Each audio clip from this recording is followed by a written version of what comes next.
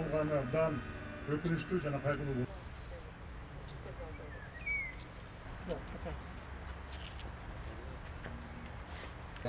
Адамдардай курман болду. Сегодня день памяти бойцов спецподразделения «Альфа». Добиться того, что в нашей стране стало меньше террористических угроз. Байыз алып капаңды, армандуу кылдың атаңды.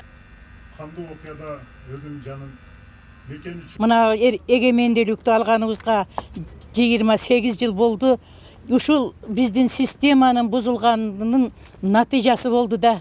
Ушу баламдын ушундай болуп, коррупционерлер орношуп калып, ажообуз ушунчалыкка барып, жанагыдагыны айтып кеттим, ушу Курманжан Датканын баласы сырттан келген Россиянын жанагында чиновниктеринен ажал тапкан болсо, Толгонайдын басына согуштан салгысы, эми мен балам ушу өзүбүздүн тынчтык мезгилде, ушу өзүбүздүн бир убакта 6 жыл болуп ажообуздан ушундай таап ажал тапканы мени аябай ушундай өкүндүрөт да. Мен да мекенди сүйчү элем, балам да мекенди сүйчү эле. Эми биздин карегибизде мекен эң бир кымбат.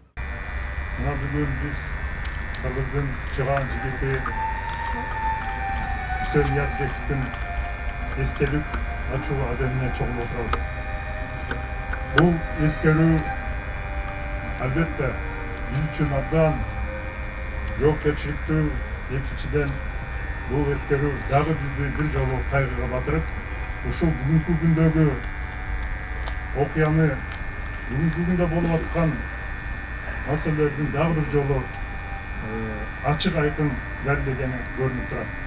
Ошол Кой Таш окуясында болгон кандуу окуяда өзүнүн жанын мекен үчүн, эли жери үчүн берип, ошонун негизинде биздин Кыргызстанда стабилдүүлүк, коопсуздук маселеси өтө чечкиндүү окуяга айланганы дагы бир жолу далил болду.